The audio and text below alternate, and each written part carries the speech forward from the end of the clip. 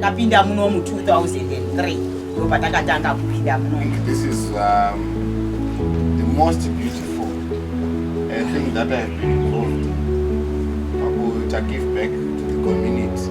Mumba imwe na imwe inochengetedza vana 10 vanenge vachichengetwa namai anenge arimo 24/7. Because this is a beautiful story.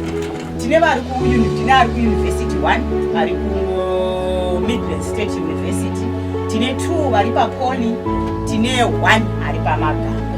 Vana vedu vazhinji vacho kazhinji vanonyanya kuenda pa Africa University. We are very happy to be associated